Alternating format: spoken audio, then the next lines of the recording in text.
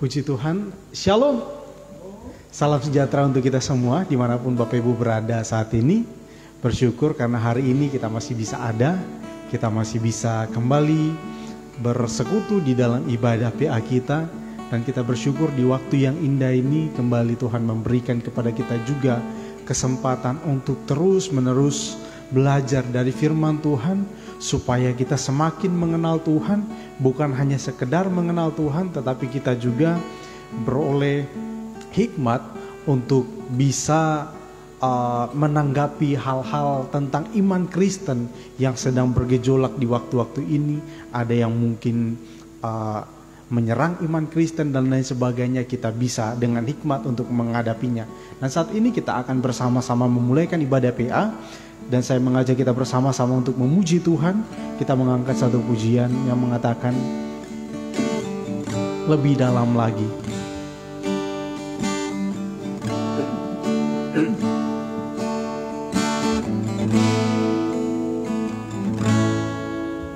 Satu hal yang ku rindukan, ya Tuhan, selalu berada di dekatmu. Dengan segenap hati, dengan segenap jiwa, ku menanti di hadiratmu. Satu hal yang ku rindukan, satu hal yang ku rindukan, ya Tuhan, selalu berada di dekatmu. Dengan segenap hati, dengan segenap jiwa, ku menanti di hadiratmu. Lebih dalam lagi ku rindu Kau Tuhan, lebih dari segala yang ada. Lebih dalam lagi ku cinta Kau Yesus, ku mengasihimu. Sekali lagi kita katakan satu hal yang ku rindukan, satu hal yang ku rindukan, ya Tuhan, selalu berada di dekatmu. Dengan segenap hati, dengan segenap jiwa, ku menanti di hadiratmu. Satu hal yang ku rindukan, ya Tuhan, selalu berada di dekatmu. Dengan segenap hati, dengan segenap jiwa, ku menanti di hadiratmu. Lebih dalam lagi ku rindu Kau Tuhan, lebih dari segala yang ada. Lebih dalam lagi ku cinta Kau Yesus, ku mengasihimu. Sekali lagi kita pujian ini.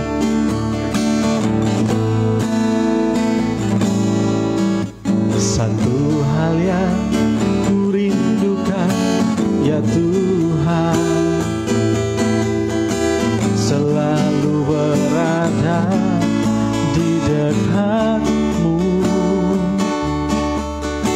Dengan segenap hati, dengan segenap jiwa, ku menanti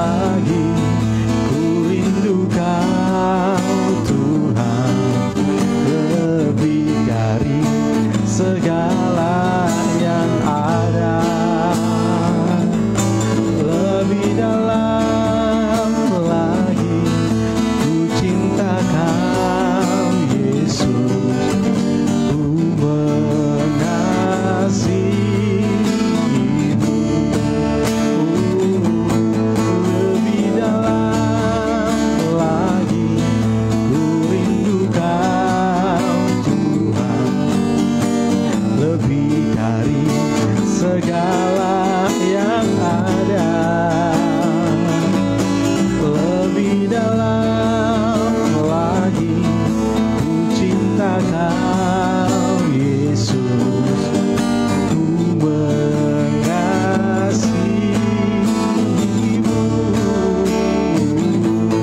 Lebih dalam lagi ku rindu Kau Tuhan, lebih dari segala yang ada.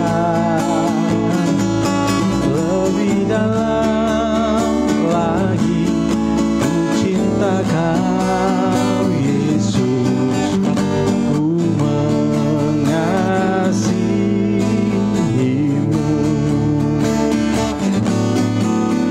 Ku mengasihimu.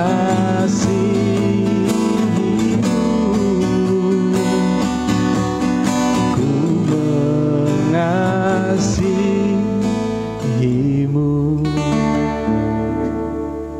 Kita berdoa. Bapa di sorga, segala pujian, hormat, dan syukur kami limpahkan, kami naikkan kepadamu ya Tuhan. Sebab kami tahu kehidupan kami ada saat ini, itu semua karena anugerah dan pertolongan dari Engkau Tuhan. Saat ini ya Tuhan, Engkau tahu kami di waktu yang indah ini ya Tuhan, yang telah Engkau berikan kepada kami. Dengan kesempatan ini ya Tuhan, kami bersama-sama mau belajar tentang kebenaran-Mu Tuhan. Kami mau semakin mengenal Engkau Tuhan, agar di dalam pengenalan akan Engkau ya Tuhan, kami tidak mudah untuk diombang-ambingkan oleh hal-hal yang menyesatkan kami di tengah-tengah dunia ini. Tuhan, tolong setiap kami ya Tuhan, beri kami hikmat dan biarlah Roh-Mu Tuhan menguasai setiap kami, untuk kami semakin lagi mengenal Engkau ya Tuhan. Terima kasih Tuhan. Hamba-Mu berdoa, biarlah Tuhan Engkau menguasai hamba-Mu secara pribadi. Engkau Tuhan berikan kepada hamba-Mu ini hikmat, otoritas atas hamba-Mu untuk memakai kehidupan hamba-Mu ini ya Tuhan. Kuasai pikiran, perasaan, bibir, lidah hamba-Mu, supaya hamba dapat berkata-kata seturut dengan kehendak-Mu ya Tuhan. Terima kasih Tuhan, ini kehidupan kami, dan kami mau untuk memulaikan ibadah PA kami ini. Kami berdoa di dalam nama Tuhan Yesus Kristus, puji Tuhan, amin. Ya, puji Tuhan. Sekali lagi, mungkin ada yang baru bergabung pada saat ini. Saya menyapa bersama dengan rekan-rekan tim yang ada. Kami menyapa Bapak Ibu Saudara semua. Shalom, salam damai sejahtera dalam kasih Tuhan kita Yesus Kristus. Dan kita bersyukur untuk hari ini atas pertolongan Tuhan, sehingga kita bisa melaksanakan ibadah PA ini di waktu ini. Bapak Ibu yang terkasih, dalam beberapa waktu yang lalu ini, di beberapa khususnya untuk di tahun ini, kita sudah memulai dengan topik yang baru. Kita mulai mengkaji tentang Injil. Ini merupakan suatu hal yang betul-betul luar biasa dan sangat menarik kalau kita melihat tentang Alkitab itu sendiri, Bapak Ibu ya. Kalau kita memang sungguh-sungguh punya hati yang mau belajar, wah, Alkitab itu begitu sangat indah, kita bisa belajar banyak hal di sana. Dan memang itulah yang dikehendaki oleh Tuhan. Memang kita bisa belajar banyak hal di dunia ini, banyak hal yang bisa kita pelajari. Tetapi tentang kebenaran atau tentang mengenal Tuhan, kita hanya bisa belajar atau kita hanya bisa mengenal Tuhan melalui firman Tuhan itu sendiri. Nah, itulah penyataan Allah untuk kita, Bapak Ibu ya. Tuhan sudah menyatakan dirinya dengan berbagai macam hal, tetapi itu ternyata tidak cukup. Melalui alam semesta, melalui orang-orang yang Tuhan pakai, Tuhan utus, ternyata itu pun tidak cukup untuk membuat orang-orang itu supaya mereka percaya kepada Tuhan dan percaya kepada Allah. Dan sekarang kita telah belajar banyak hal, kita melihat Allah, kita mengenal Dia melalui firman Tuhan, kita mengenal Dia di dalam Tuhan Yesus Kristus. Itu merupakan suatu hal yang sangat luar biasa. Bapak Ibu, kalau di minggu yang lalu kita sudah belajar tentang pembukaan dari perjanjian baru, dan kita sudah belajar banyak hal tentang kajian tentang Injil, pembukaan Injil, dan ini merupakan suatu hal yang sangat indah Bapak Ibu ya. Kalau kita melihat secara lebih jauh lagi, Injil itu memang merupakan suatu kabar sukacita. Kalau kita lihat dari bahasanya itu Bapak Ibu ya, Injil itu memang satu kabar baik, kabar sukacita yang benar-benar begitu sangat menggetarkan hati Bapak Ibu ya. Kalau kita lihat di sana bahwa kabar baik yang begitu sangat sangat-sangat sukacita kalau kita dengarkan. Karena di sana kita akan menemukan tentang kabar itu bahwa ada satu hal yang tidak pernah kita temukan dari dunia ini. Ada hal-hal yang kita tidak pernah temukan, kita tidak pernah dapatkan, yang tidak pernah diberikan oleh dunia ini dan kita dapatkan hanya di dalam Tuhan Yesus Kristus. Nah, sekarang kita akan melihat tentang Injil. Injil yang pertama kita akan lihat, Bapak Ibu, saya mengajarkan pertama saya akan membawa kita untuk melihat tentang satu Injil di dalam perjanjian baru, yaitu tentang Injil Matius, Bapak Ibu ya. Kita akan belajar sesuai dengan urutan yang telah dibuat di dalam Alkitab itu sendiri. Memang ada beberapa kontroversi yang menyatakan bahwa seharusnya Injil Markus terlebih dahulu, atau yang sebagian juga mengatakan bahwa Injil Matius lebih dahulu, tetapi kita mengikuti apa yang telah disusun sesuai dengan kanon Alkitab, dan menurut saya itu bukan satu hal yang fundamental ya Bapak Ibu ya, karena itu hanya masalah urutannya saja, tetapi yang penting itu adalah isinya Bapak Ibu ya. Nah, kita akan melihat bahwa Injil Matius, kalau kita baca di sana, kalau kita lihat di dalam Alkitab, kita akan menemukan katanya di sana itu dikatakan sebagai kitab Matius atau kitab Injil Matius. Nah, pada dasarnya memang Injil Matius dikatakan Injil Matius seperti yang kita kenal bahwa Matius ya, Injil Matius. Tetapi pada dasarnya Bapak Ibu ya, kalau kita melihat tentang Injil Matius ini bukan berbicara tentang pribadi Matius. Ya, bukan berbicara tentang apa yang dilakukan oleh Matius, bukan berbicara tentang Matius itu seperti apa dan lain sebagainya. Sehingga kalau kita melihat tentang Injil Matius itu kita akan melihat, ini kok Injil Matius, tetapi kok sedikit sekali kita menemukan tentang info atau biografi dari Matius itu sendiri. Bahkan hampir tidak, sangat sedikit sekali ya. Sangat sekali data-data yang kita temukan di dalam Injil tentang Matius atau dari Injil Matius itu sendiri. Nah, karena memang Injil Matius ini bukan berbicara tentang pribadi Matius, tetapi ini adalah tentang Injil Yesus Kristus ya. Berbicara tentang Injil atau kabar baik dari Tuhan Yesus Kristus. Nah, sebab itu kita akan melihat bahwa di dalam Injil ini memang menceritakan tentang Yesus Kristus mulai dari awal sampai pada akhir perjalanannya ya, sampai mulai dari bahkan sebelum kelahiran ya, sebelum kelahirannya di dunia ini, bahkan di dalam proses mulai dari malaikat ketika mendatangi Maria ibu Yesus, bahkan sampai kepada kematian Tuhan Yesus Kristus. Nah, ini yang kita lihat bahwa Injil Matius memang, sekali lagi saya tegaskan, memang namanya Injil Matius, tetapi bukan berbicara tentang pribadi Matius, melainkan berbicara tentang Tuhan Yesus Kristus. Hanya yang menulis kitab Injil ini adalah seorang yang bernama Matius. Nah, kita akan melihat Matius itu sebenarnya siapa sih? Nah, banyak orang yang mencoba untuk menyampaikan pendapatnya bahwa Matius itu bukanlah murid Yesus, ataupun ada juga yang mengatakan itu benar, itu memang adalah murid Yesus, dialah yang menulis kitab itu. Tetapi ada orang yang mengatakan bahwa itu adalah Matius yang lain, yang mungkin hidupnya itu mungkin sepantaran dengan Matius itu, atau mungkin tidak beda jauh lah hidupnya itu dari Matius itu sendiri. Nah, tetapi kita akan melihat bersama-sama Bapak Ibu. Kita akan melihat pertama tentang Matius. Kalau kita melihat Matius itu sendiri, kita akan melihat bahwa memang di dalam kitab Injil Matius kita tidak menemukan tentang di dalam kitab ini yang menuliskan bahwa secara tertulis, secara implisit, secara khusus yang menuliskan atau yang menyatakan bahwa Matius inilah yang menyatakan kitab, yang menuliskan kitab suci ini, atau Matius murid Yesus ya, yang menuliskan tentang kitab ini. Tetapi menurut di dalam penelitian, menurut sejarah dan juga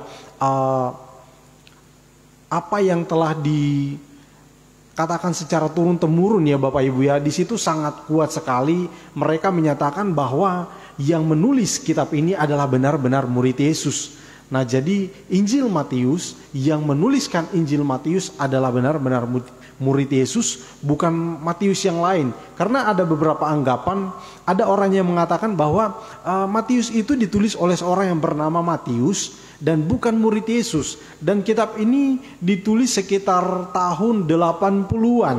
Nah, namun menurut fakta yang ditemukan di dalam sebuah penelitian, mereka menemukan bahwa naskah dari kitab Injil Matius ini, kalau tadi dikatakan orang yang mengatakan bahwa bukan Matius ini dan ditulis di dalam pada tahun sekitar tahun 80-an, tetapi dalam fakta yang ditemukan bahwa ternyata kitab Matius ini sudah selesai ditulis sebelum tahun 65.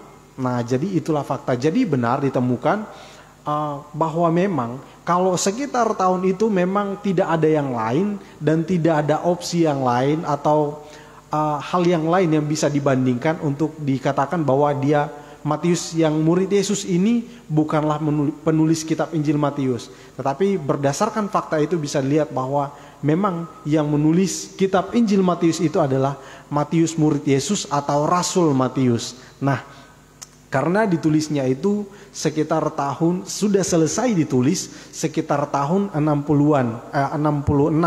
Nah, ada bahkan yang mengatakan bahwa bahkan sebelum tahun 65 ini naskah ini telah selesai ditulis atau kitab ini telah selesai ditulis. Nah, sekarang saya ingin kita melihat tentang Matius itu sendiri terlebih dahulu Bapak Ibu ya. Kita akan melihat bahwa Matius adalah nama, kalau kita baca di dalam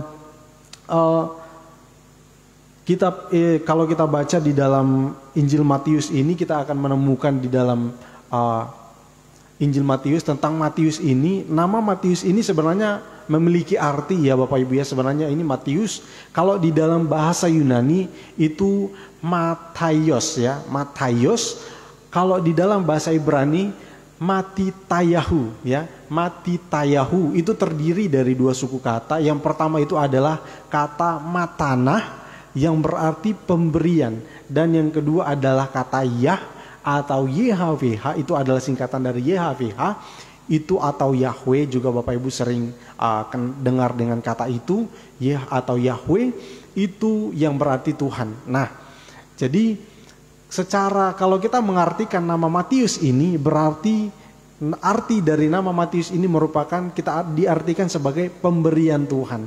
Nah, itulah arti dari nama Matius. Jadi sangat unik kalau kita melihat, wah, nama, mungkin kita melihat kalau kita punya anak namanya seperti itu, wah ini sangat luar biasa. Nah, jadi Matius adalah pemberian Tuhan. Itu arti dari nama Matius itu sendiri. Nah, sekarang kita akan lihat tentang penulisan dari kitab Matius ini, tentang penulis, bukan penulisan, tentang penulis dari kitab Matius itu sendiri. Kita tahu Matius, atau kalau di dalam kitab lain, di dalam kitab Lukas dan kitab Markus, di sana dikatakan bukan Matius tetapi Lewi, atau juga dikatakan lebih dikenal dengan pemungut cukai. Nah, jadi Lewi. Nah, jadi bukan Matius tetapi mereka menuliskannya dengan nama Lewi. Nah, tapi yang menguatkan bahwa itu adalah orang yang sama, di sana dikatakan anak Alfeus. Nah, jadi Matius ini ada, atau nama lainnya adalah Lewi. Dia merupakan anak dari Alfeus, lahir di Kapernaum. Nah, seorang Yahudi. Nah, kita tahu pasti ini ya. Dia pekerjaannya adalah pemungut cukai. Pemungut cukai, kalau Bapak Ibu tahu, pemungut cukai ini adalah merupakan satu profesi yang sangat terkenal ya, terkenal di dalam kitab Injil ya, sangat terkenal. Karena pemungut cukai ini begitu sangat terkenal, tetapi bukan terkenal di dalam hal yang baik Bapak Ibu ya. Namun pemungut cukai ini terkenal sebagai satu profesi yang kotor di mata orang Yahudi dan menjijikkan di mata orang Yahudi. Nah, di dalam kenapa demikian? Karena dalam menurut tradisi waktu itu dan beberapa literatur juga mengatakan bahwa tentang pemungut cukai ini, mereka itu sebenarnya tidak mendapat gaji dari pemerintah ya. Jadi mereka itu melakukan Itu menurut beberapa literatur Bapak Ibu. Jadi mereka itu tidak mendapat gaji dari pemerintahan di waktu itu, sehingga mengharuskan mereka ini untuk mendapatkan keuntungan mereka itu menagih lebih banyak dari apa yang seharusnya dibayarkan oleh orang-orang di zaman itu. Nah, jadi misalnya saya punya pajak yang harus saya bayarkan misalnya 50.000, tetapi pemungut cukai ini karena dia ingin dapat untung, maka dia ingin saya itu bayar 25.000 atau mungkin 100.000. Nah, itulah yang dilakukan oleh pemungut cukai untuk supaya dia itu mendapat keuntungan dari situ. Nah, karena hal ini membuat orang-orang pada zaman itu, khususnya untuk bangsa Yahudi, mereka sangat membenci profesi itu. Mereka bahkan dikatakan sebagai orang berdosa, pemeras masyarakat atau pemeras pada waktu itu, dan bahkan dianggap sebagai pengkhianat. Bukan sangat sangat kotor benar-benar profesi sebagai pemungut cukai. Sehingga sebagai pemungut cukai ini, seorang yang profesinya sebagai pemungut cukai itu mereka dijauhi oleh orang-orang Yahudi, oleh bahkan kalau misalnya dia itu adalah pemungut cukai, maka dia itu orang-orang tidak senang untuk berkawan dengan mereka. Nah, karena dianggap sebagai orang berdosa, dianggap najis, kotor, menjijikan. Karena itulah keadaan di waktu itu.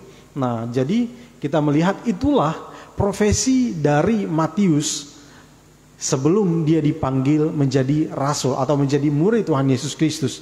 Nah, jadi Bapak Ibu, tentang kisah dari Matius ini kita tahu bahwa setelah itu ketika dia sedang menjalankan tugasnya sebagai pemungut cukai, tiba-tiba Tuhan Yesus datang lalu mengatakan, ikutlah aku. Lalu dia tinggalkan segala sesuatu yang ada yang sedang dia kerjakan itu, dia sedang melaksanakan pekerjaannya, tetapi dia tiba-tiba dia langsung tinggalkan. Nah, untuk mengikuti Yesus.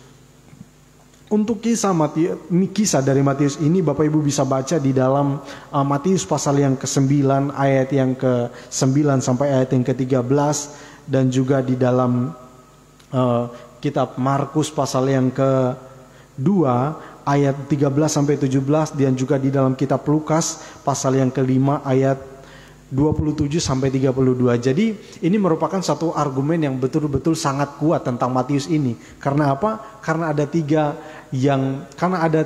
tiga orang yang menyatakan demikian. Bukan hanya Matius secara pribadi, tetapi juga ada dua orang lain atau penulis kitab Injil yang lain yang menyatakan hal yang sama. Jadi benar-benar Matius ini adalah profesinya demikian. Jadi kita percaya dari kitab suci karena memang itu sangat kuat ya, jadi sangat kuat. Saya akan bacakan terlebih dahulu kepada kita ya tentang Matius ini supaya kita lebih diyakinkan lagi tentang Matius ini ya. Setelah Yesus pergi dari situ, ia melihat seorang yang bernama Matius duduk di rumah cukai, lalu ia berkata kepadanya, ikutlah aku. Maka berdirilah Matius lalu mengikut dia. Kemudian ketika Yesus makan di rumah Matius, datanglah banyak pemungut cukai dan orang-orang berdosa makan bersama-sama dengan dia dan murid-muridnya. Pada waktu itu orang Farisi melihat hal itu dan berkatalah mereka kepada murid-murid Yesus, mengapa gurumu makan bersama-sama dengan pemungut cukai dan orang berdosa?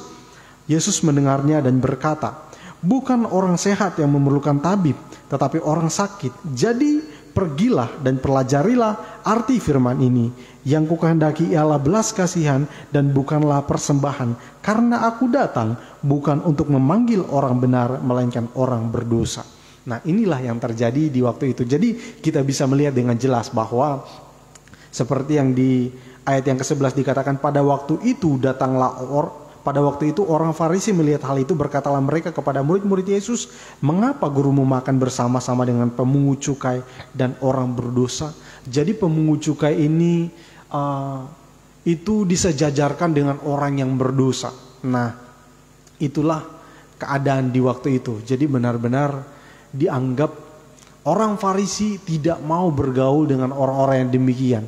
Mereka menjauhkan diri dari orang-orang yang demikian. Mereka tidak mau bergaul, tidak mau bahkan menyapa pun mereka tidak mau.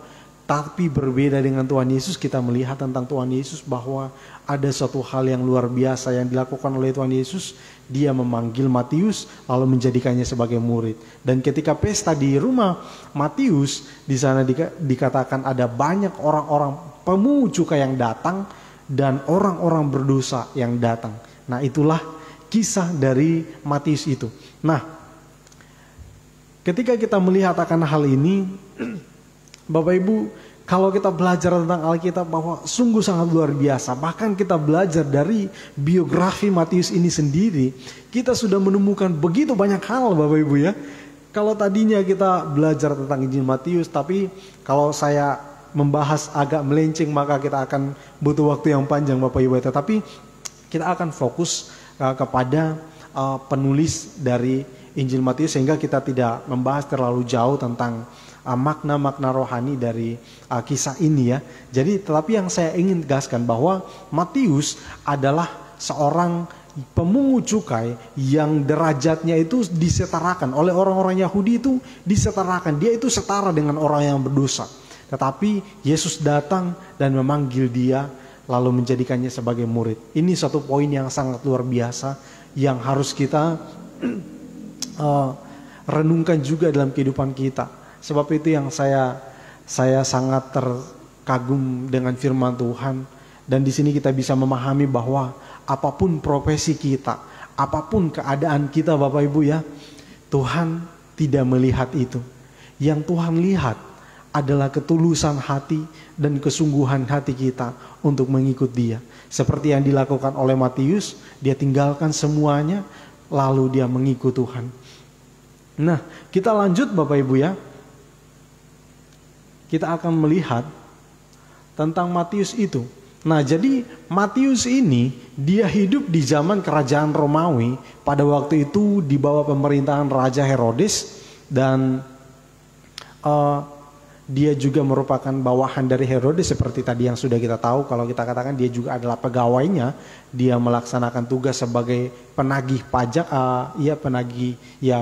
Penagih pajak atau cukai ya Bapak Ibu ya. Dan juga menurut beberapa literatur dikatakan juga bahwa Matius ini adalah orang yang fasih di dalam bahasa Aram dan Yunani. Kalau bahasa Yahudi atau bahasa Ibrani tidak perlu kita ragukan lagi ya, karena memang dia adalah orang Yahudi. Tetapi pada waktu itu Bapak Ibu, karena bangsa Yahudi ini atau orang Israel ini sedang berada di dalam kekuasaan Romawi, dan bahasa umum, bahasa nasional di waktu itu adalah bahasa Yunani. Nah, jadi orang-orang berbahasa secara umum itu bahasa Yunani. Jadi menurut beberapa data yang saya juga temukan bahwa dikatakan bahwa untuk bahasa Ibrani itu sendiri hanya bahasa yang digunakan ketika mereka itu berada di dalam ibadah atau untuk hal-hal yang berkaitan dengan spiritual mereka ya, untuk bangsa Yahudi. Dan juga bahasa Aram itu adalah bahasa sehari-hari mereka. Dan bahasa Yunani adalah bahasa yang digunakan untuk hal-hal umum dan juga khususnya di dalam perdagangan. Nah, itu bahasa Yunani karena itu merupakan bahasa nasional. Nah, Matius ini dia memberitakan Injil atau memberitakan penulisan kitab Injil Matius ini itu sebenarnya ditujukan awalnya itu kepada orang-orang, khususnya orang-orang Yahudi di waktu itu ya. Jadi ditujukan kepada orang-orang Yahudi, namun juga kepada bangsa-bangsa lain. Karena setelah dia menyampaikan itu kepada orang-orang Yahudi, dia juga mengabarkan Injil ke tempat lain.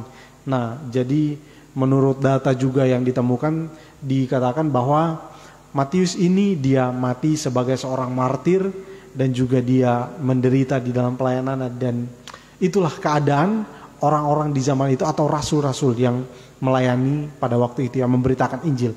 Nah, Bapak Ibu, ini merupakan suatu hal yang luar biasa. Ketika kita melihat dari perjalanan kisah seorang Matius ini, ketika dia dipanggil Tuhan, ketika Tuhan juga memperhatikan, kita juga bisa untuk melihat diri kita, bagaimana keadaan kita. Tetapi Tuhan mau untuk memanggil kita dan mau mengajak kita untuk masuk di dalam persekutuan yang indah bersama-sama dengan Dia. Kalau kita lihat juga di dalam keadaan Matius ini, dia hidup di dalam kerajaan Romawi. Dia bahkan dalam keadaannya sebagai pemungut cukai, dia dikucilkan. Nah, tetapi dia tetap aja untuk melakukan pekerjaannya itu. Namun suatu saat Tuhan memanggil dia, dia tinggalkan. Nah, Bapak Ibu yang dikasihi oleh Tuhan, kita melihat bahwa memang Injil merupakan suatu kabar baik seperti yang tadi saya katakan, benar-benar menggetarkan jiwa. Sehingga kalau kita lihat dari apa yang dilakukan oleh Matius ketika dia tinggalkan apa yang sudah dikerjakannya. Karena pada waktu itu Bapak Ibu sebagai seorang penagih pajak, kalau dikatakan kalau berkaitan dengan keadaan ekonominya itu begitu sangat luar biasa sebenarnya Bapak Ibu ya. Walaupun secara sosial dia itu adalah termasuk orang yang dikucilkan, tetapi dalam hal ekonomi dia begitu sangat bagus Bapak Ibu ya. Walaupun hasilnya itu bukan dari hasil yang termasuk juga pemerasan yang dia lakukan, dan tetapi dalam hal ekonomi dia cukup baik, tetapi dia tinggalkan itu semua dan dia mau untuk mengikut Tuhan. Nah, ini suatu hal yang menarik untuk kita perhatikan, bahwa memang terkadang di dalam kehidupan kita ada hal-hal juga yang membuat kita nyaman tanpa kita sadari juga bahwa itu terkadang adalah hal-hal yang bertolak belakang dengan keinginan Tuhan. Dan mari menurut ketika kita mendengarkan firman Tuhan, mari kita tinggalkan hal-hal yang tidak sesuai dengan keinginan Tuhan, lalu kita sungguh-sungguh untuk mengikut Tuhan. Dia memberitakan ketika dia mengikut Tuhan, bukan hanya sekedar mengikut, dia mendengarkan sebagai seorang murid. Dia mendengarkan ajaran Tuhan, lalu sampai pada waktunya dia, ketika Tuhan Yesus itu terangkat ke surga, mereka menerima amanat agung dari Tuhan. Pergilah, jadikan semua bangsa muridku, baptislah mereka dalam nama Bapa, Anak dan Roh Kudus, dan seterusnya Bapak Ibu. Dan inilah yang dipegang oleh mereka, dan mereka melakukan penginjilan atau mereka menyampaikan kabar baik itu kepada semua orang ya. Kalau Bapak Ibu baca tentang Matius ini, dia mengabarkan Injil sampai di Ethiopia, sampai di beberapa tempat yang lain Bapak Ibu ya. Dan kita akan lanjut tentang tadi kita sudah belajar tentang biografi dari Matius. Nah, sekarang itu sebenarnya sangat singkat Bapak Ibu ya, tetapi kita akan lihat ya. Kita lihat lagi tentang Injil Matius itu sendiri. Nah, Injil Matius Bapak Ibu, kalau kita perhatikan, kita baca, maka tema yang kita temukan tentang Injil Matius itu berbicara tentang kerajaan Allah. Nah, jadi di sana menceritakan tentang Kristus, sehingga penekanannya adalah Kristus adalah raja. Nah, Kristus adalah raja, tentang kerajaan Allah. Sehingga kalau Bapak Ibu baca di dalam kitab Injil Matius itu sendiri, kita baca di dalam apa pasal-pasal yang mulai pasal yang kelima mungkin ya. Ya, itu kita akan menemukan di sana tentang Yesus menyampaikan khotbahnya atau menyampaikan pengajarannya. Dia banyak mengatakan, dan Matius seorang yang jeli, dia sangat memperhatikan hal itu, sehingga di sana Yesus banyak mengatakan tentang hal kerajaan Allah itu seumpama ini, dan hal kerajaan Allah itu seumpama ini. Misalnya mungkin seorang yang bepergian, ada juga tentang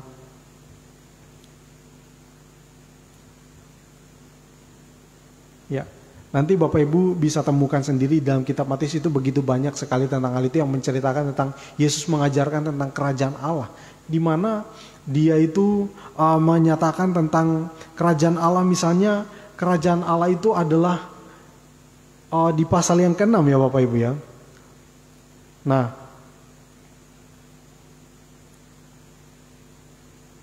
iya. Nah, jadi Bapak Ibu, kita akan menemukan bahwa Yesus menyatakan bahwa hal kerajaan Allah itu. Jadi ini Matius lebih memfokuskan tentang kerajaan Allah, dan itu merupakan tema khusus atau tema besar dari Injil Matius itu sendiri. Sehingga dia menekankan penekanan dari Injil Matius atau Matius itu menekankan bahwa Yesus itu adalah raja yang selama ini sudah dinanti-nantikan. Bahwa sehingga Yesus itu adalah raja yang sudah dinanti-nantikan oleh mereka selama ini. Jadi raja yang telah dinubuatkan, bahkan di dalam perjanjian lama telah dinubuatkan akan lahir seorang raja yang akan memerintah atas kamu. Dia akan membebaskan kamu dari penderitaan. Itu merupakan nubuatan-nubuatan yang telah disampaikan dari perjanjian lama. Dan itulah yang mungkin sampai saat ini bahkan ada beberapa dari bangsa Yahudi sendiri masih menantikan akan hal itu. Tetapi Matius menyatakan bahwa inilah dia raja yang selama ini yang kita nanti-nantikan. Inilah dia Mesias. Inilah dia utusan Allah yang selama ini, yang bahkan dari zaman nenek moyang kita telah dinubuatkan oleh Allah bahwa akan datang seorang pemimpin yang memerintah atas kita. Nah, dia inilah, sehingga dituliskan dia ini benar-benar adalah di sini kita lihat bahwa ya ini tadi kita sudah bahas ya Bapak Ibu ya. Jadi Injil Matius diyakini sebagai Injil yang pertama, ditulis sekitar tahun 60 sampai 65 dan juga menggunakan bahasa Ibrani dan juga terjemahkan dalam bahasa Yunani. Dan di sini kita akan lihat bahwa Yesus, seperti tadi tema besarnya adalah tentang kerajaan Allah yang menyatakan bahwa Yesus ini adalah raja, Mesias yang dinantikan. Nah, membuktikan bahwa Yesus adalah Mesias yang dinantikan berdasarkan penyataan yang telah dinyatakan oleh nabi-nabi di zaman perjanjian lama, yang telah dinubuatkan juga oleh nabi-nabi dalam perjanjian lama. Nah, berdasarkan juga janji yang telah disampaikan oleh Allah melalui nabi-nabinya juga, melalui hamba-hambanya dalam perjanjian lama, menyatakan bahwa Yesus ini adalah Mesias, adalah raja yang sesungguhnya yang selama ini dinanti-nantikan oleh bangsa Israel. Karena keadaan bangsa Israel, mereka pada waktu itu berada di bawah kekuasaan Romawi. Mereka itu berada di dalam tekanan, berbagai macam tekanan, baik secara di dalam ekonomi mereka, di dalam hal-hal apapun yang di dalam keadaan mereka itu begitu sangat merosot, Bapak Ibu ya. Di sini harapan yang baru disampaikan. Jadi membawa harapan, sehingga dikatakan Injil. Injil itu merupakan kabar baik yang disampaikan kepada mereka bahwa ini harapan kita. Inilah yang selama ini kita nantikan. Harapan yang begitu sangat besar yang telah disampaikan oleh Allah dari zaman nenek moyang kita. Nah, Bapak Ibu, Injil Matius menekankan bahwa tentang kerajaan Allah yang menyatakan bahwa Yesus adalah Raja atau Mesias yang selama ini dinantikan oleh mereka. Dan menyatakan, sehingga di sana juga di dalam Matius pasal yang pertama, Bapak Ibu ya, Matius pasal pertama ayat yang ke-1 itu di sana, di dalam silsilah Yesus Kristus itu sendiri, di sana kita melihat bahwa menekankan bahwa ini menunjukkan bahwa Yesus itu adalah keturunan Abraham. Sebab menurut janji yang disampaikan oleh Tuhan bahwa raja yang akan datang itu dia adalah raja yang dari keturunannya Abraham. Nah, dan dia juga bukan hanya sekedar bukan keturunan Abraham, tetapi secara eksplisit juga, secara rinci juga dikatakan dia itu anak Daud, anak Abraham. Ya, jadi dari tunggul Isai.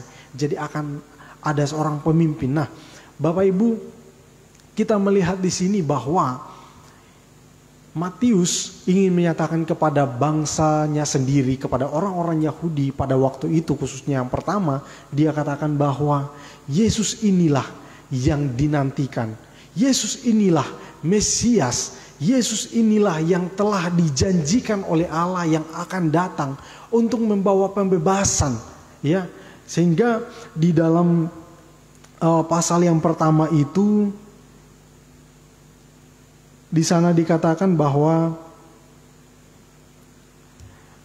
dia akan melahirkan, ayat yang pertama, pasal yang pertama ayat 21 di sana dikatakan, ia akan melahirkan anak laki-laki dan engkau menamakan dia Yesus. Yesus, kalau Bapak Ibu, kalau dari nama Yesus itu sendiri kita menemukan bahwa Yesus itu adalah Yehosua atau Yesua, yang artinya adalah pembebas. Sebab itu dikatakan karena dialah yang akan membebaskan umatnya dari dosa mereka. Jadi inilah pembebas, inilah penyelamat yang sesungguhnya yang sedang dinanti-nantikan oleh bangsa Israel. Dan inilah juga yang dinyatakan, Matius menyatakan bahwa kabar baiknya adalah kita akan dibebaskan di dalam orang yang telah kita lihat ini, yang telah kita, dialah ini Mesias yang merupakan pembebas bagi kita. Namun di dalam pemikiran bangsa Yahudi atau orang Israel pada waktu itu, mereka itu akan dibebaskan secara ekonomi mereka, secara finansial mereka. Mereka dibebaskan dari tekanan-tekanan orang-orang yang waktu itu menguasai mereka. Nah, mereka yang mereka inginkan seperti itu. Tetapi Tuhan melihat lebih dari itu, bukan dibebaskan dari itu, tetapi yang sangat penting yang mereka sangat butuhkan adalah keselamatan jiwa mereka atau pembebasan dari dosa-dosa mereka.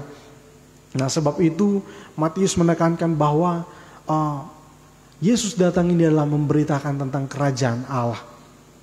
Kerajaan Allah, dan kalau kita melihat bahwa kerajaan Allah itu yang diperintah atau dipimpin oleh Yesus Kristus sendiri. Dia adalah pemimpin. Nah, yang membebaskan umatnya dari dosa. Sebab itu seperti yang dikatakan tadi, karena dialah yang menyelamatkan umatnya dari dosa.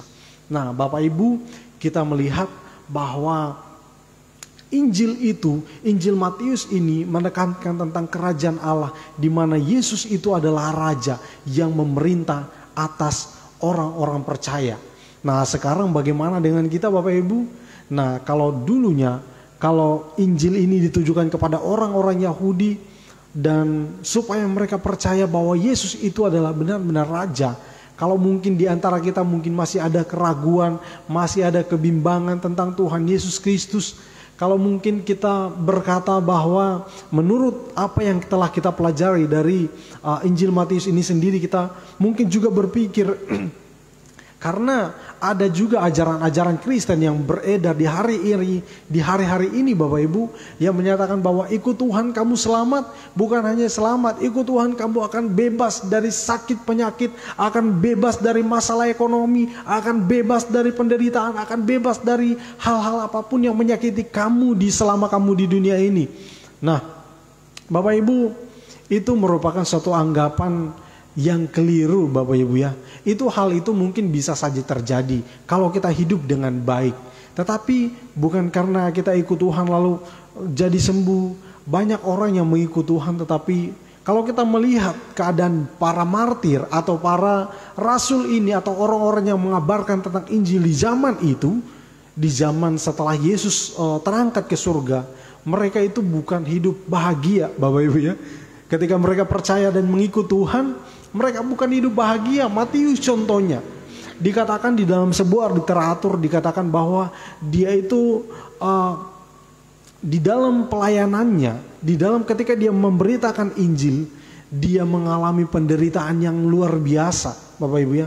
Tidak diceritakan seperti apa penderitaan yang dia alami, tetapi dalam literatur itu dikatakan bahwa dia mengalami penderitaan yang luar biasa, sehingga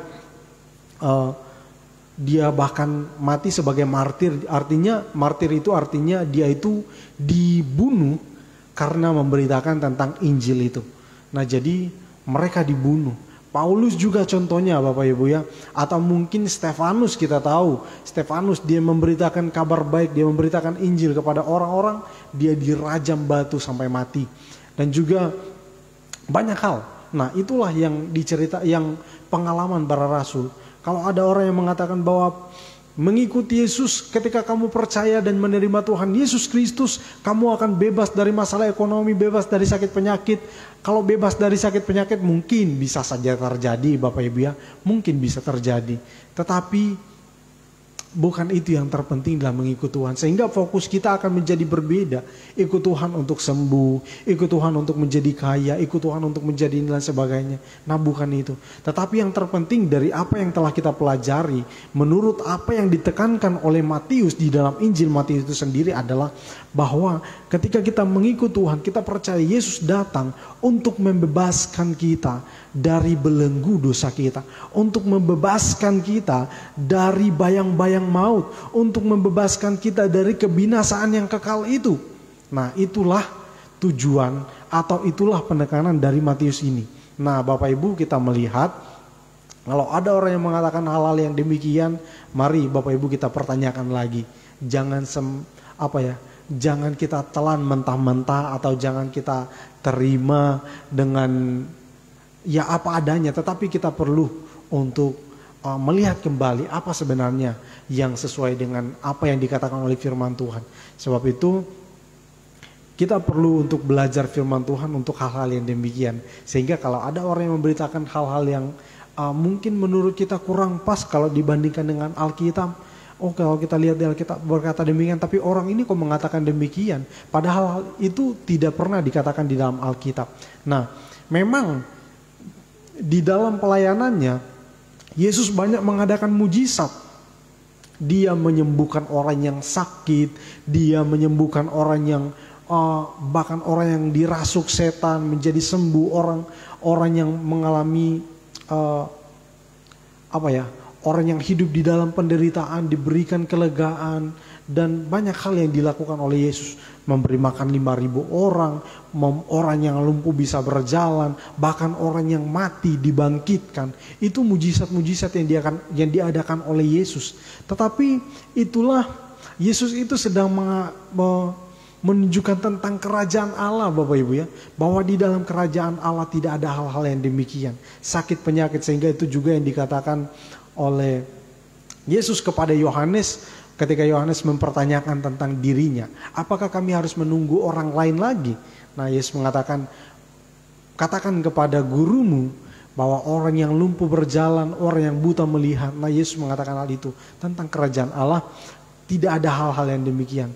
Tetapi bukan itu yang lebih penting, bahwa bagaimana supaya kita itu bebas dari dosa-dosa kita. Nah, terbebas dari belenggu dosa atau dosa yang mengikat. Kita harus terlepas dari itu semua. Supaya kita bisa benar-benar merasakan kerajaan Allah itu di dalam kehidupan kita. Nah, Bapak Ibu, di sini yang ditekankan, sekali lagi saya ulangi, bahwa Injil Matius itu membuktikan bahwa Yesus adalah Mesias yang dinantikan oleh bangsa Israel, yang dijanjikan oleh Tuhan, yang dinubuatkan oleh nabi-nabi pada zaman perjanjian lama. Nah, Yesus atau Injil Matius itu menyatakan bahwa Yesus adalah keturunan Abraham. Dia adalah raja, dia adalah keturunan Abraham, dia adalah keturunan atau anak Daud. Nah, inilah yang juga menjadi penekanan dari Injil Matius itu.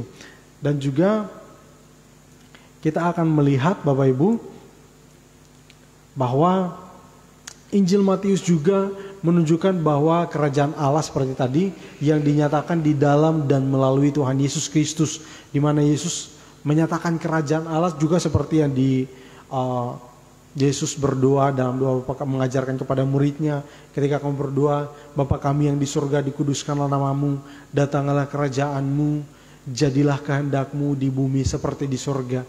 Nah, jadi kerajaan Allah yang nyata di dalam Tuhan Yesus Kristus, seperti yang kita ketahui di sana Yesus mengadakan banyak orang lumpuh bisa berjalan, dan itu semua Yesus mengajarkan bahwa di dalam kerajaan Allah Yesuslah menjadi rajanya, dan mengenai kerajaan Allah itu di sana itu akan ada sukacita, hanya akan ada tidak akan ada ratap tangis, tetapi ketika kita berada di luar Tuhan maka hal sebaliknya akan terjadi kepada kita.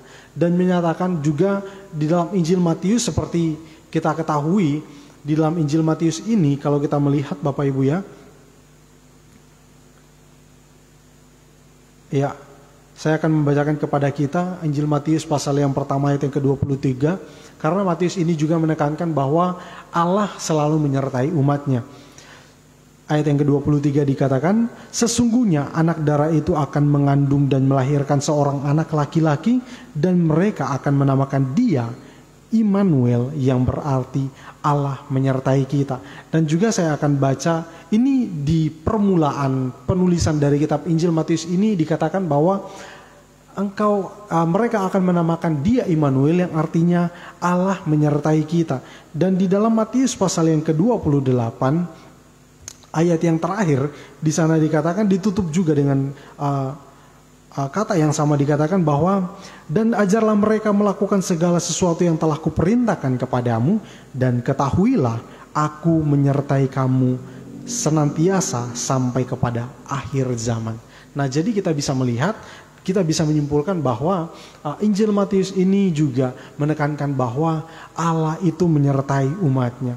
Karena keadaan pada zaman itu, Bapak Ibu, kalau kita belajar dari sejarah bangsa Israel ini, ada namanya itu, ada kesenjangan, atau di mana ada masa, dikatakan di itu ada masa Allah berdiam, dan rentan waktunya itu cukup lama. Dan di situ bangsa Israel ini ada yang beranggapan juga, mungkin mereka berpikir bahwa Allah itu sudah tidak ada lagi, Allah itu sudah tidak mau lagi menyertai kita, Allah itu sudah tidak ingin, sudah tidak mau mendengarkan lagi kita, Allah itu sudah tidak mengasihani lagi mereka, Allah itu sudah meninggalkan umatnya, karena umatnya sudah terlalu bobrok mungkin, atau mungkin terlalu banyak melakukan pelanggaran sehingga Allah tidak mengasihani mereka lagi. Allah tidak mau berfirman lagi kepada mereka. Nah, di dalam masa-masa itu ya Bapak Ibu ya. Tetapi di situ ketika kedatangan Tuhan Yesus ke dalam dunia, hal itu dipatahkan. Dikatakan bahwa dia akan dinamakan Immanuel, yang artinya Allah menyertai kita. Jadi di sini kita bisa belajar bahwa Allah itu, walaupun dalam keadaan apapun kita, Allah tidak pernah meninggalkan kita. Bapak Ibu, ini yang merupakan ayat yang terakhir bagi kita, yang ingin saya sampaikan juga kepada kita. Memang bukan Natal Bapak Ibu ya, tetapi saya ingin menyampaikan kepada kita tentang hal ini, bahwa sesungguhnya anak darah itu akan mengandung dan melahirkan seorang anak laki-laki, dan mereka akan menamakan dia Immanuel, yang berarti Allah menyertai kita. Berbicara tentang Injil Matius ini merupakan satu kabar sukacita yang telah dinanti-nantikan sekian lama. Mereka hidup sekian puluh tahun mungkin. Mereka mendengarkan begitu banyak hal, dan mereka hidup di dalam kebingungan. Mereka hidup di dalam, mungkin mereka sudah putus asa, tetap mereka dengan setengah hati berharap, terus menantikan janji Tuhan. Dan mereka akhirnya Tuhan menyatakan, Tuhan menggenapi janjinya. Di dalam Tuhan Yesus Kristus, Allah menyertai umatnya.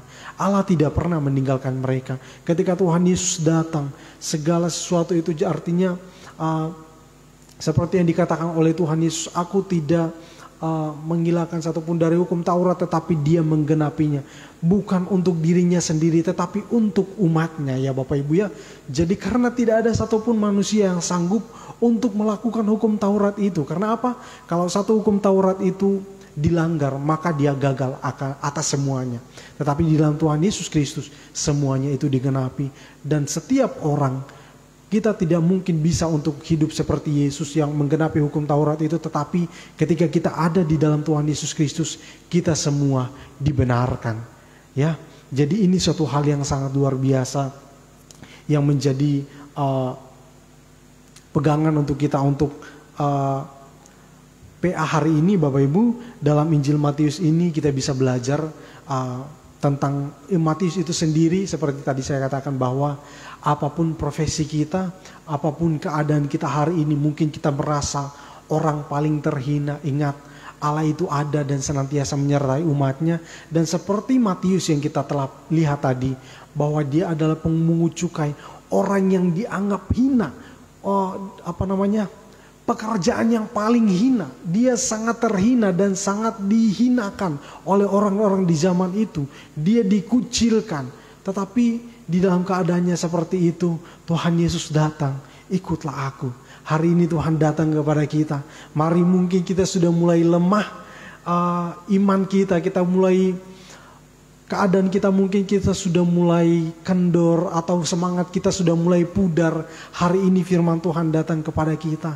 Ayo bangkit, ikut Tuhan. Ya, jangan sampai kita lengah, tetapi marilah kita senantiasa bersemangat mengikut Tuhan. Karena mungkin kita merasa kita adalah orang yang paling hina, mungkin kita merasa kita adalah orang yang paling menyedihkan keadaan kita. Apapun keadaan kita, kita lihat Matius. Dia rela untuk meninggalkan segala sesuatunya. Dan dia melihat bahwa Yesus adalah yang paling berharga dari apapun yang dia miliki. Mari kita tempatkan Tuhan sebagai satu-satunya yang paling bernilai, berharga dalam kehidupan kita. Dan kita senantiasa mengutamakan dia dalam kehidupan kita. Mari Bapak Ibu, melalui apa yang telah kita melalui firman Tuhan ini yang telah kita pelajari dari Injil Matius ini, kita melihat bahwa memang tidak ada satu orang pun yang sempurna di dunia ini Bapak Ibu. Setiap orang punya kekurangan, setiap orang punya kelemahan. Tetapi apapun itu keadaan kita, marilah kita datang kepada Tuhan. Tuhan siap, Tuhan selalu terbuka untuk menerima kita. Tuhan selalu terbuka Tuhan bahkan menunggu kita untuk datang kepadanya. Tuhan selalu memanggil kita. Bahkan di dalam Injil, bahkan Tuhan Yesus mengatakan juga bahwa marilah kepada aku semua yang letih lesu dan berbeban berat. Apapun keadaan kita hari ini, mari kita datang kepada Tuhan. Karena Tuhan selalu menantikan kita. Tuhan selalu terbuka untuk kita. Jangan ragu, jangan takut. Mungkin kita merasa karena kita ini tidak layak di hadapan Tuhan. Kita merasa kita ini begitu sangat berdosa. Kita merasa kita ini tidak layak di hadapan Tuhan. Kita ini jauh dari hadapan Tuhan. Tetapi melalui firman Tuhan ini, melalui kisah dari Matius ini, kita melihat bahwa Matius yang begitu sangat berdosa, mungkin sangat hina, sangat dikucilkan orang-orang di zaman itu, dia dipanggil oleh Tuhan. Jangan kita takut, jangan kita ragu, sebab Tuhan senantiasa mengasihi kita semua.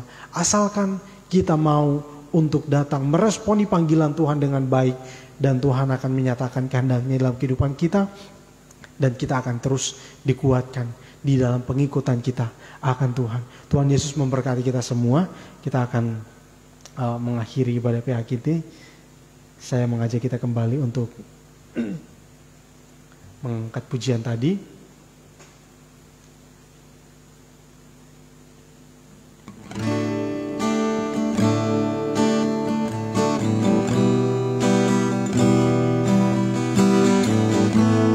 Biarlah ini menjadi kerinduan kita semua.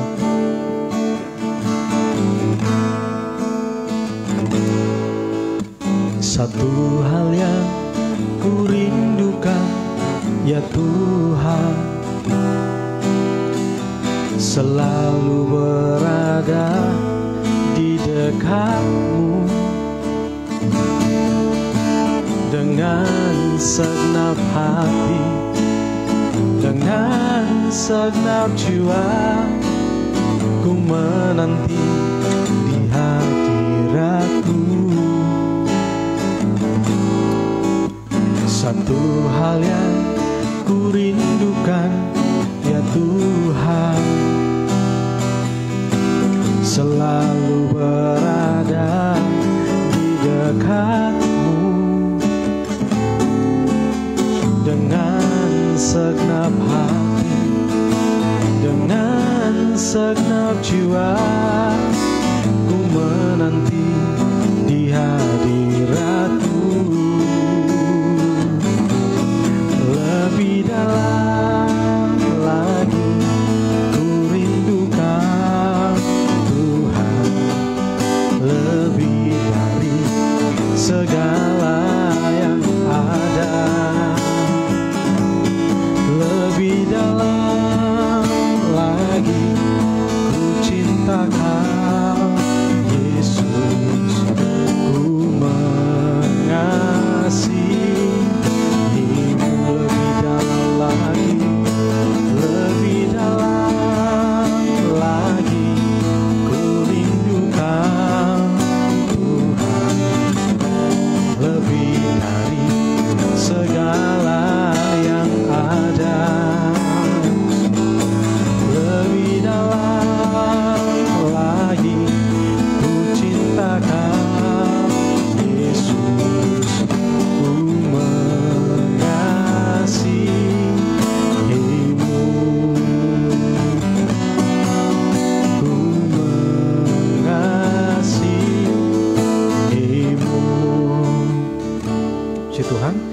kita berdoa.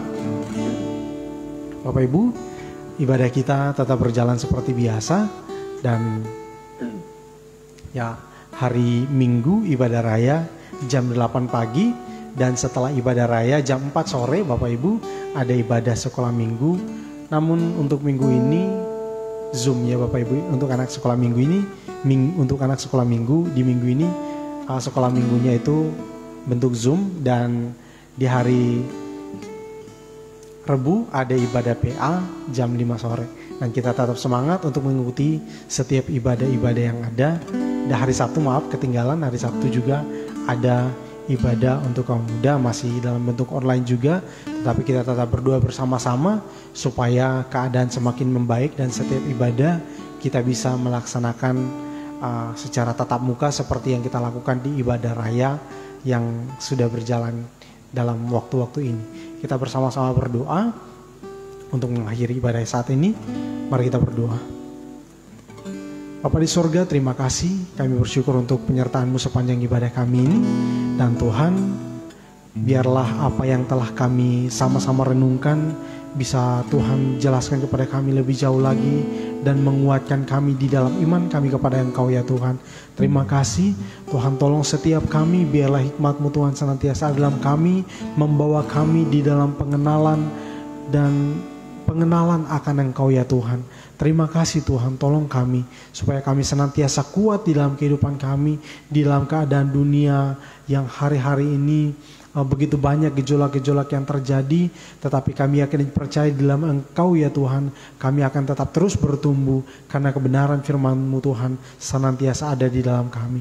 Terima kasih Tuhan, Engkau menolong setiap umat-Mu Tuhan, yang khususnya untuk Jemaat GPT Lumajang, Jemaat GPT Jatiroto, dan juga untuk setiap orang yang menyaksikan ibadah ini. Hamba berdoa kiranya kemurahan Tuhan dan cinta kasih Tuhan senantiasa melimpah atas setiap kami, memberkati kami di dalam setiap usaha dan pekerjaan kami, memberkati kami dalam setiap aktivitas kami, mungkin yang di dalam pendidikan atau di masa pertumbuhan. Tuhan tolong supaya dapat menyelesaikan pendidikan dengan baik dan juga bertumbuh di dalam pengenalan akan Engkau ya Tuhan. Terima kasih Tuhan. Hamba berdoa mungkin ada di antara umat-Mu Tuhan yang saat-saat ini mengalami pergumulan atau mereka sedang bergumul, mungkin di dalam pekerjaan mereka, mungkin di dalam usaha mereka, atau mungkin di dalam keluarga mereka, atau mungkin yang hari-hari ini bergumul dengan sakit penyakit mereka. Hamba berdoa di dalam nama Tuhan Yesus Kristus, Tuhan berikan kekuatan, Tuhan berikan penghiburan, Tuhan berikan kesembuhan bagi mereka, dan mereka yang sedang di dalam keadaan lemah ya Tuhan, Engkau berikan kekuatan kepada mereka. Terima kasih Tuhan, terima kasih. Kami berdoa dan kami serahkan segenap kehidupan kami ke dalam tangan-Mu ya Tuhan. Terima kasih mulai dari hari ini sampai kepada Maranatha, kepada hari Tuhan Yesus datang menjemput kami. Terima kasih Tuhan, ini doa kami. Kami mengucap syukur di dalam nama Tuhan Yesus Kristus. Haleluya. Amin. Puji Tuhan, ibadah kita telah selesai. Tuhan Yesus memberkati kita semua. Shalom.